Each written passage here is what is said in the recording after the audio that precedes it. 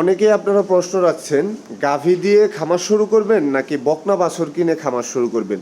যদিও এটি একটি বিতর্কিত বিষয়, তারপরেও আমাদের অভিজ্ঞতার আলোকে আমরা যতটুকু 8 থেকে 10 বছরের অভিজ্ঞতা অর্জন করা হয়েছে ক্ষেত্রে আপনাদের একটি সলিউশন দেওয়ার চেষ্টা করব।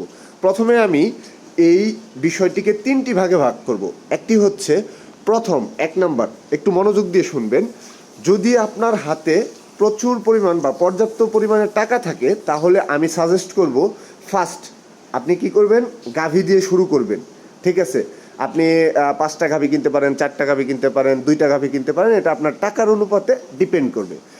এর কারণটা কি? কারণ হচ্ছে আপনি যখন কিনা গাভী দিয়ে শুরু করবেন তখন সেই গাভীর থেকে আপনি প্রতিনিয়ত যে যতটুকু দুধই পান দুধগুলোর থেকে আপনি বিক্রি করে কি করতে পারবেন, প্রফিট মার্জিন করতে পারবেন, প্লাস হচ্ছে খামারের যত যাবতীয় খরচ আছে সেইগুলো মেনটেন করতে পারবেন।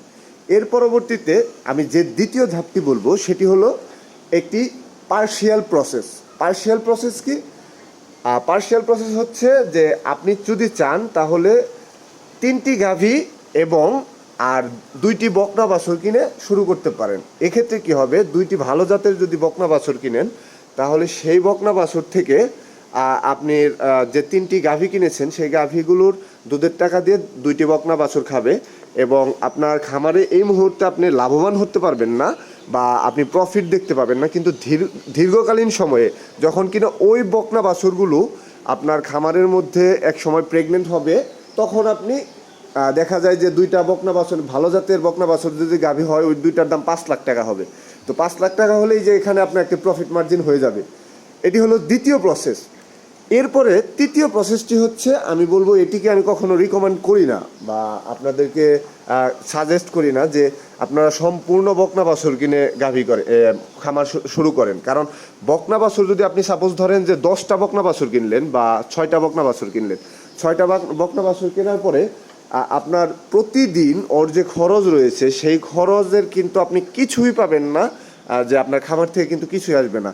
ও একটা বকনা বাছুর আনুমানিকভাবে যদি আপনি আদর্শ মানের বকনা বাছুর কিনতে চান তাহলে 10 থেকে 14 মাসের বকনা বাছুর কেনা প্রেফারেবল, মানে এটা উচিত। তো 10 থেকে 14 মাসের বকনা আপনি যদি কিনেন তাহলে সেখান থেকে প্রেগনেন্ট হতে বা ডেলিভারি পর্যন্ত একটি গাভী হতে অ্যাটলিস্ট 1.5 থেকে 2 বছর অনেক সময় লেগে যায়, কিংবা 1.5 বছরের নিচে এটা আশা করাটা বোকামি। অনেক সময় দেখা যায় যে 1.5 বছরেও হয় না। তো 1.5 বছর পর্যন্ত আপনার খামারের যে 6টি বকনা আপনি কিনলেন এই 6টি বকনা আপনাকে 1টি টাকাও দিবে না খামার থেকে, বরং আপনার নিজের তহবিল থেকে, আপনার নিজের টাকার থেকে, জমানো টাকার থেকে সম্পূর্ণ খাওয়াতে হবে। হ্যাঁ, আপনি দীর্ঘকালীন পরে কিছু প্রফিট পাবেন অবশ্যই। 6টার থেকে আবার আরেকটি বিষয় আছে, 6টা বকন আপনি কিনলেই কিন্তু 6টা বকন আপনার কনসেপ্ট করবে এমনটাও কিন্তু নয়। ঠিক আছে, আপনার এখান থেকে 4টা গাভী হতে পারে আর 2টা রিজেক্ট হয়ে যেতে পারে। ঠিক আছে, সেক্ষেত্রে আপনাকে অবশ্যই খেয়াল রাখতে হবে যে আপনার তখন একটা লসের সম্মুখীন হবেন বলে আশা করা যায়। এবং অনেকেরই এই ধৈর্যই থাকে না যে আপনি 2টা বছর যে টানবেন, আপনার নিজের পকেট থেকে যে টাকা খরচ করে আপনি শুধু গাভী বকনাকে খাওয়াবেন, এটা আসলে একটু টাফ ব্যাপার। তো এই বিষয়গুলো যদি আপনি বিবেচনা করেন তাহলে আমি আপনাকে ওই যে ফার্স্ট 2টা অপশনই আমি প্রেফার করি সবসময়। এক হচ্ছে আপনার যদি টাকা বেশি থাকে বা পর্যাপ্ত পরিমাণে থাকে আপনি গাভী দিয়ে শুরু করেন।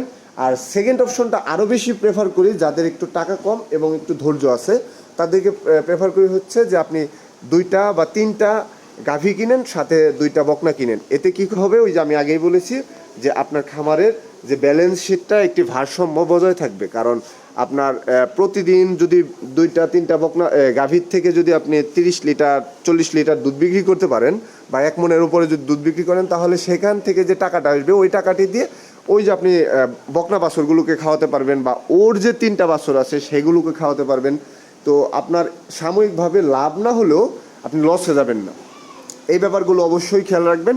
তো এগুলো খেয়াল রেখে যদি আপনি খামার করেন তাহলে আপনার লাভ হওয়ার পসিবিলিটিটা অনেক বেশি।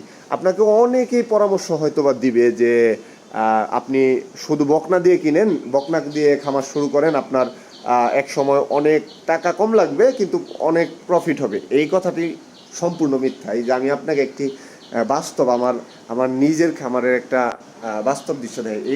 এই বকনাটা আমার মোটামুটি 1.5 বছর হয়ে 1 বছরে আপ কেনা হয়েছে।